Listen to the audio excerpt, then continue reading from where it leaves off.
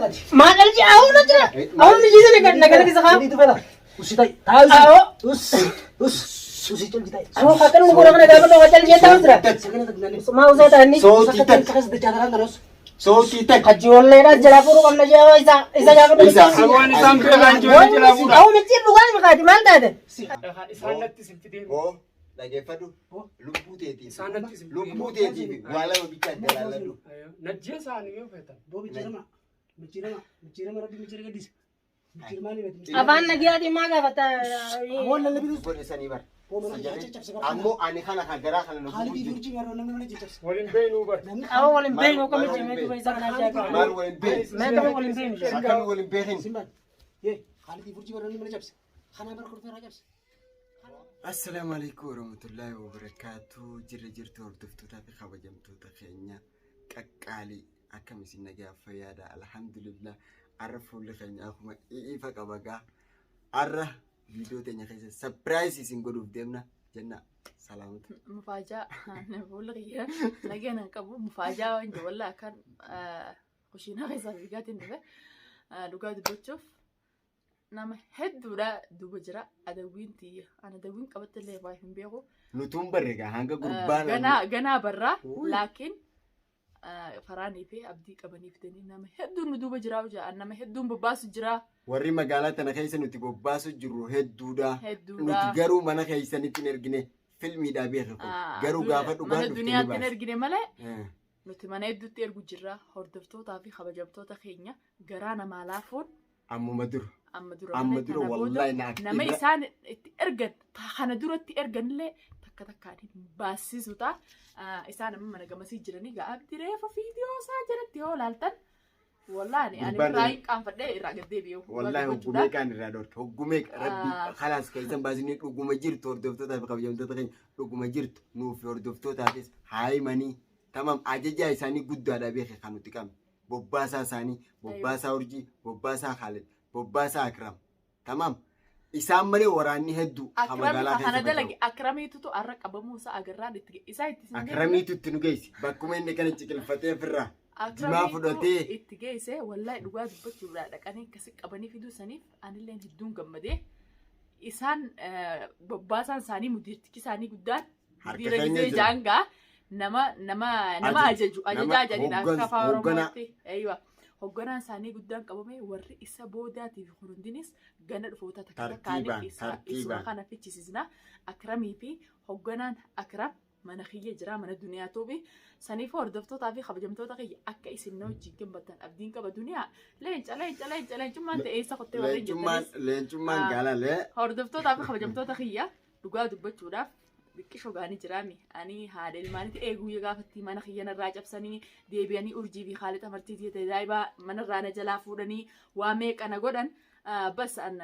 mana irraa is gabboo ilmaanuma kiyya kanaan ija lameen tana irraa libsadhu ilmaanuma kanaan firraa eegaa ilmaan kana yoon dhabee booda namaan buufuun hin qabu jeetin za'aa 24 ani dalagaa sin deemu mana keessaan ta'a ilmaanuma kiyya eeggachuu ilmaan kiyyaaf waan dhaadatanii jiraniif ilmaan kana namni ilmoo dhalee miyaa ilmoo ni beeytan jeetii yaada saniifu an dhugaa dubbachuuf manarraa isin bahu manumaan ta'a khalaas an maan biraan ta'a jeetiin abdii kun akka dalagaa irraa beetti isaa ifaraa wajjihutanii mucaa tokkotutu akka amma dura eenyututti isin haa galatoomuu wanni nan jechuudhaaf arraba irratti galata isaa galchuuf arraba irra na taa'u jira mucaan saayibaa akka waa'ee dhaadannaa ilmoo kanaan yeroo dhaadatan dhagee abdii afaanitti ijoollee xiyya kana namni kana godhu jira jee dhaadannaa isaan kun godhu jiran abdii afaanii dhageeti mucaan arragaa mucaa kana bakkuma qamaatiidhaaf dhaqanitti tamam qama'uudhaaf isaanii dhaqe inninis kan silaanuu hime kunis achumatti qama'uudhaaf dhaqe agarraan gaa jimaa maal qama taa'ee risaalaa barreessu eegala risaalaa barreesse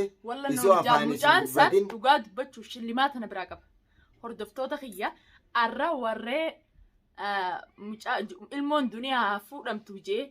ilaa bikka tanaatiin nagee takka takkatti himsiisu jaa mudiirticha guddaa isaanii san qabanii harkaan ga'uudhaaf tokkoffaa irratti kan hin godhatoonfadhu mucaa risaalaa nu barreessisan wallahi hedduu innilleen ilma oromooti oromoon akkamii waan akkanaa warra yaaddiidhaan ichi risaalaa barreessee fi akramni dhaqee akram ammoo guddaa isaanii arra qabame shugguxiin gubbaa dhufnaan ibiddaa lubbuutii asinitti Harka asittiin qofa. na dabartus namni na himuun jiruudhaan lubbuu isaatu baasuudhaaf harka ol qabee Nama fool qabee hordoftoota almaaf jedhu. jechuun akkasitti har'a takka takkaan dhugaa baasee dhugaan ganaa hin baane takka takkaan baasinee mudiirri isaanii guddaan ajajaan isaanii waan isaan harka jiru haalli ka diramee urjiin ta duubaa akkasitti dhaadattee dheengadda namaan nu duuba jira nama san finna. Sanuu wayii fageenya. Nuti afaaniin lallabnee daleeyna. Afaaniin akka isaanii lallabnee daleeyna. Dhiirti akka beektuuni sammuun nama dalagala. Sammuun dalagan malee lallabaniin dalan. Akkasii sammuun irraa daleeyne. Maaliif namni kireeziin isaa daleetu. Gurbaa irraa ani irra wanni jiru gurbaa risaalaa barreessee isiyyaan. Mucaan kun shillimaata na biraa qabu. Isa sapiraayiz godhuun bar dirqama gaafa wanni kun bee. Iccitiin jara kanaa guutuu gabbaate. Ija isaanii duratti dhaabbatis inni akka namni asiin hojii sapiraayiz gootanillee yoo jiraatte har'a namni risaalaa balleessee jara kana baase namni sapiraayiz goote yoo jiraattellee na wajjin godhuudhaaf. Gama duniyaatti isin ijaa hordoftoota fi hawwamtoota kiyya gammachuun tiyya gammachuu ta'isanii gammachuun ta'isan gammachuu tiyya abdiin qaba akka gammaddan waa hunda. Sanumaafuu har'a hedduun gammati. Ilmaan kiyyaas waan na biraan deemee ilmaan kiyyaas na bira jiranii gocha san irra daleeyne jaanii narra yaaduudhaaf nama akkas na godhe san deebi'ee harka kiyya galuudhaaf alhamdulillahi rabbil aalamiin jaha. Ammallee fagaataniiti miidhagina. Wayi fageenya naannoo kanaa bara asii bar fakkaatan irratti. Yaa hordoftoota fi daawwattoota kiyya uummata kanaa to'annaa isaanii. Sakandii maal daqiiqaa sadii moo afur dangeenya mana keenyarra. Ollaa keetii akkas godhu jiru naannoo keetii gaafa naan jettee cinaa naa tuttu ani dhugaan seene waan hin hamtuu nama godhee hin beekneef nama kana hamtuu na godha hin seene. Awwanniin isin himu. Obboleeyyan kiyya hundinuu warreen biyya adda addaa jirtan nama kiyya fira kiyya saa'iba kiyyattanii nama hundaa hojii garaa keessan hin garsiifatinaadha namni akkam beeynetti ilka adiidhaan sirraa dalagaa isin waa hundaafuu takka takkatti akka nama wanti takka takkaan isinii himsiisnaa waan nama biraa irratti dalagames takka takkaan waan baasisnuuf viidiyoo keenya hanqalumaa daawwadha inumaa takka takkaan isin arra qofaa mi beek inni maal jechaa jira hogganaan isaanii yaa bu'ani waraanni magaalaa tana keessa facaasee jiru yoo kam xiqqaate nama 15 olii magaalaa sanaa keessa garuu ani mana isaanii mana duniyaa dhaqaa jee hin ergine filimaa beek manni isaaniitiif mana imaaraa duniyaan irra galtu tana jidduu imaaraa 3 qofaa jira hordoftoota fi kabajamtoota keenya. Mana duniyaatti ergine. Manni isaa gara mana akkami mana bitirooma tamam mana bitirooma mucaan ammoo qamaatiidhaaf ganduma ollaa kana waan inni to'achuu dhufe egaa dheengadda Khaalid Dirree tamam san nu jala dalaguuf naannoo kana dhufee akkaataa itti mucaa wajji wal harkan Allahu aalam garuu wal harkan mucaa isaan san arke yeroo gabaabduu keessatti dhiyeenya keessatti isin dura dhaabne asumaan fuuldura keessanitti akkaataa isaan itti walirra dhufan kaisarra dhageessan ta'a nuti gammachuu yeroo isaanitti ol seenne harfumatti manni kanaa ulaan tana jee nu garsiise dhabjee deebi'e nutis risaalaa malee bilbilaa fi kana irraa risaalaa qofaan namni nama qabu bilbilaan deemee nama barbaadu bara namni nama silaasan dalage arkannaa tokkichuma san qabdee agarsiisa arra aboo shuguxiinni dalayde akhi akkattis dalayde jirti akkana wallahi akkana malee akka askara filistiin sanitti akkasitti harka kanneen inumaa sodaate guddaa isaanii sanii mee hangana jiranii guddaa isaanii sanii narbachiisa maallaqa nu kanu jira jeessa maallaqa kanneetiif hin bobbaasu jira jee dalagaadha deemaa lubbuu teessan dabbaraadha wanni teessanii asii mataan oogiftan hin jiru jeeti maallaqa ganamurraa maallaqa kannaaf ganamurraa maallaqa kanneef isaaniif maallaqa kannuun tun sindibiin galiin isa kana oo isaa seena isaan ilmaan namaa qabanii isaa harka geessinan haadhaa fi abbaa sana wala bu'isiisu haati dubbiin siin galtu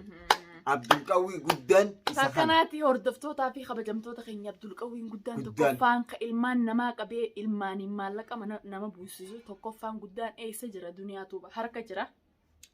abdii faraanii qabee fidee maaliif yoo jettan la'annahu ilmaan namuutu ni beektan biyya namaa tana keessatti irra saraayee irra beelatee irra dheebotee irra rakkateeti ilmaan biyya namaa keessatti guddifachaa jiran hundi namni biyya namaa keessadhaan garuu inni mee maal yaada sammuun isaa maal yaada ilmaan nama deemaa fuudhaa jee ifi taa'ee jimaa bareedaa nyaachaa isuma sanuu nama isa duuba jiru jira hawaan kana waliin godhuudhaaf waliin karoora qaban nutis gaa jalaanaaf eegee inni harka keenya seene gubbaa kaafne hanqa gaditti hanqa agartee hidhata isaanii kaaskee isaatii bakka biraa jirullee qabuun keenya hafan qabu. Isuma kanaaf baasa ammas hordoftoota fi kabajamtoota jaalatee isoo hin taane akka nagaa bakka dhugaan dhuftetti jidiimtuun waan jirtu nama numa baasisiisti. Isinii galee garuu har'a namni keessaan rakkina himachaa jirtan namni keessaan agartee miti